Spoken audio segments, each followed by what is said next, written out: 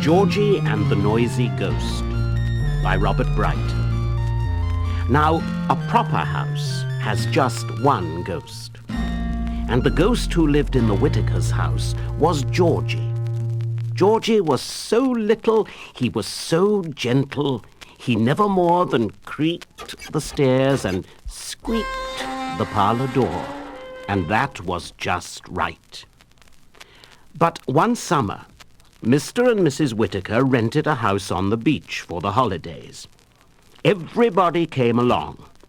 Herman, the cat, Miss Oliver, the owl, and Georgie, of course. They arrived at sunset. First thing, Miss Oliver found a handy tree for herself, and Georgie explored his nice new attic.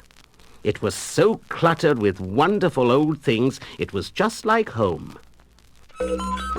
Downstairs, Herman made friends with a mouse who lived behind a grandfather clock.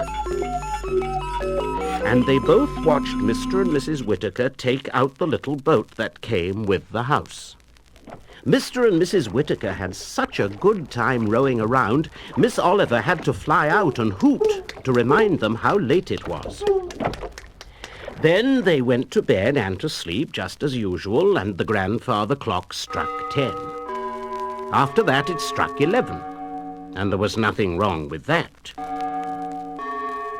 But when that grandfather clock struck 12 times, somebody came up the cellar stairs and opened the cellar door. He wore big boots that thumped and a big sword that rattled. He marched straight to the front stoop and howled. He howled! He howled 7 times before he marched back down into the cellar. Upstairs, Mr. and Mrs. Whitaker woke up with a start. They thought it was the wind that was howling and pulled the covers over their heads. But Georgie and his friends knew there was another ghost in the house, and he looked to be the noisiest and scariest ghost they had ever seen. But the mouse, who knew all about him, said that he wasn't scary at all.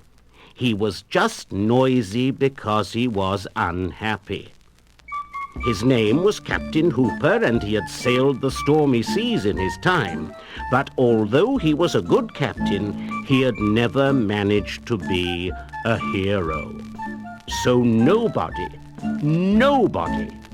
had ever given him a medal. That's why he gloomed in the gloomy cellar and thumped and rattled and howled every night at 12. He wanted everybody to know how unhappy he was. And he wasn't about to stop until somebody gave him a medal. But how could anybody give a medal to a big, noisy ghost who woke up the Whitakers way past bedtime? Just the same, Georgie knew something had to be done about it. He and Herman ransacked the attic until they found slippers and a nightshirt. They left them in the cellar while the captain slept. But his boots and sword, they hid away, so he couldn't find them again. Now that was good, because next night Captain Hooper didn't thump any more, and he didn't rattle any more. But he still howled at the sea because he didn't have a medal. And that was bad, because Mr. and Mrs. Whitaker woke up again with a start. This time they thought it was a hound dog howling at the moon, and they jumped right out of bed. They looked all over everywhere and were so upset they couldn't get to sleep again, and sat up in the parlor for the rest of the night. Next morning they were so tired they yawned all day long. And when they took out the boat for a refreshing ride in the cool of the evening, they fell fast asleep. That was a fine how do you do. It was a good thing Herman was watching, because that little boat drifted way out to sea.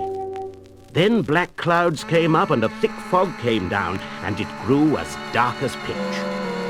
Herman gave the alarm to Georgie and Miss Oliver, and they went up and down the beach, meowing and hooting to beat the band. But Georgie knew that wasn't nearly noisy enough to save the Whittakers.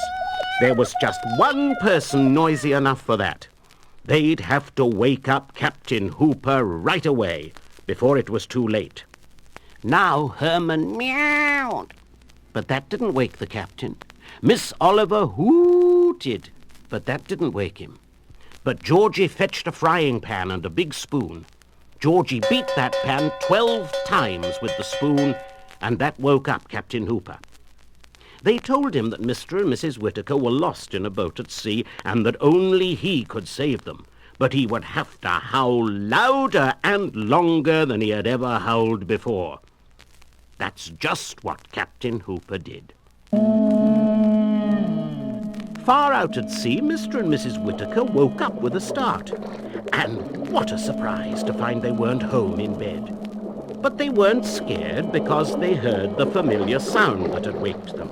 This time they knew it wasn't the wind and it wasn't a hound dog. So they decided it must be a friendly foghorn, and Mr. Whittaker knew exactly which way to row. Now, Captain Hooper wasn't a foghorn, but he was louder, and he was a hero because he saved the Whittakers.